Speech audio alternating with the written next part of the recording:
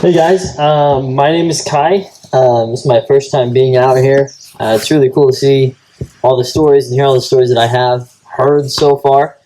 But I have an interesting one myself. I don't know if you guys know the camping site Rock Creek. It's kind of down by the Duchesne area, kind of an hour outside Vernal. But it's a camping site that my mom's side of the family has helped run for many generations, and they worked there for a long time.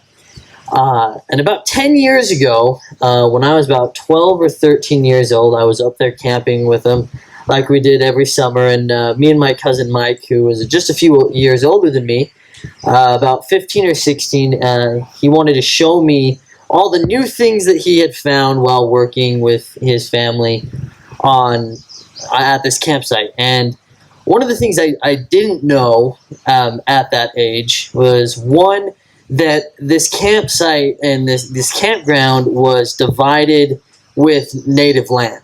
So there was just a fence that divided the campsite and native land that was right next to it.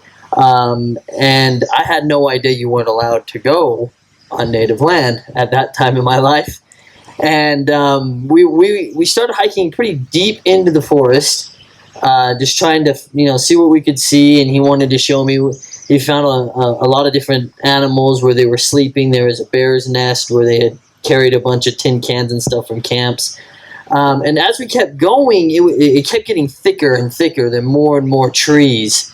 And then we came to a fence that was made out of wood, and across the fence was this prairie that was huge. There wasn't a tree in sight. There wasn't a bush in sight, and I thought that was rather weird because I was looking around and I saw all of the trees, and me and my cousin looked at each other, and in the distance we saw this waterfall that was coming down into this crevice, and we really wanted to see what it was about.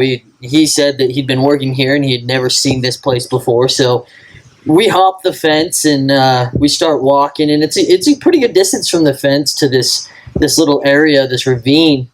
And we get there and we realize that it's a straight drop down. And when we look down, it's about 60 feet. So there was really no way for us to get down there. But when we look down there, we see a lot of wildlife. We see, rabbits. We see a couple of deer. They're drinking out of the stream that was coming down from the waterfall. It was just a beautiful, beautiful place. So we decided to just sit down and start dangling our feet and started talking about, all sorts of stuff. And about 30 to 45 minutes later, my cousin looked at his watch and said, "Hey, I think dinner's done. I think we should probably find our way back." When we both stand up and we turn around, and I almost spooked myself over the edge. There was two Native Americans standing right behind us. And they were dressed like you would normally picture a Native American be dressed in leather. They had face paint all over. They had the feathers and the beads in their hair. And the first thing that my 12-year-old self caught was the rifles that were over their shoulder. They were older looking, notched, crafted and customized their own way. And me and my cousin kind of just looked at these two figures for a moment. I mean, we didn't hear them come up behind us. We had no idea where they had come from. And one of them looked at us and said, and pointed towards a fence and said, "You have 5 minutes before I pull the trigger."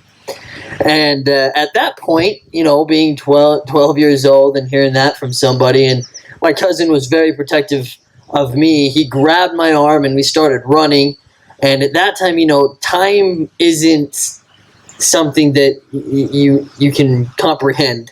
When someone tells you only have 5 minutes or you're dead, time disappears. So all I remember was running in this prairie for as long, it seemed like hours.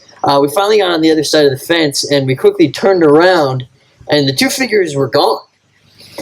And I looked at my cousin and I said, first of all, where could they have come from and where could they have gone? And we started, we didn't want to go on the other side of the fence again after that experience, but we started kind of going around the fence, and it was still a prairie for as long as you could see. And to this day, I have no idea where they came from, where they went.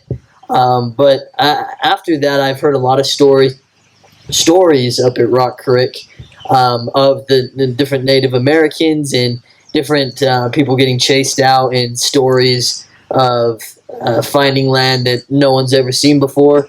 And the weirdest thing is I've been to that campsite many times after that, and I can't find that prairie wherever it was. I don't know if it's what was there, what could have been there. I don't know, but it was an exciting yet terrifying experience for myself. So it's kind of my story.